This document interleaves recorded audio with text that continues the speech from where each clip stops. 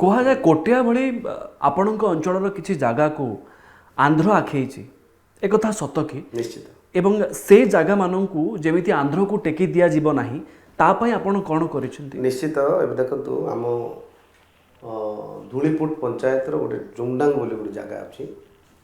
ସେଇ ଅଞ୍ଚଳ କିଛି ପୁରା ସମ୍ପୂର୍ଣ୍ଣ ଆନ୍ଧ୍ର ବର୍ଡ଼ର ଭିତରେ ରହିଛନ୍ତି। ଆନ୍ଧ୍ର ବର୍ଡ଼ର ଭିତରେ ଆନ୍ଧ୍ରର ଫେସିଲିଟି, ଆନ୍ଧ୍ର ସରକାରର ଫେସିଲିଟି ଆଉ ଆମ ଓଡ଼ିଶା ସରକାରର ଫେସିଲିଟି ବହୁତ ତଫାତ୍। ସେଠି ଗୋଟେ ଗୋଟେ ବୁଢ଼ାବୁଢ଼ୀ ଭତ୍ତା ସେମାନେ 3,000 ନା 3,500 ଟଙ୍କା ଦେଉଛନ୍ତି। ଏଠି ତ ଆମର 1,000 ଟଙ୍କା। ଏମାନେ ଘୋଷଣା କଲେ 3,500 ଟଙ୍କା ଦେବୁ ବୋଲି ଘୋଷଣା କଲେ, କିନ୍ତୁ 80 ବର୍ଷ ପୁରେଇଲେ ଯାଇକରି 3,500 ଟଙ୍କା ପାଇବେ।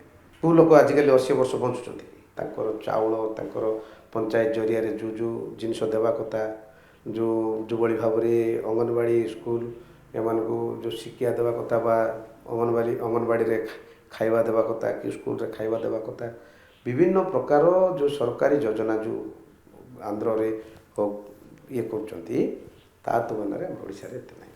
ଓଡ଼ିଶା ଲୋକ ଆନ୍ଧ୍ରମୁହାଁ ହେଉଛନ୍ତି କି? ଏବେ ପର୍ଯ୍ୟନ୍ତ ହେଲେଣି କି?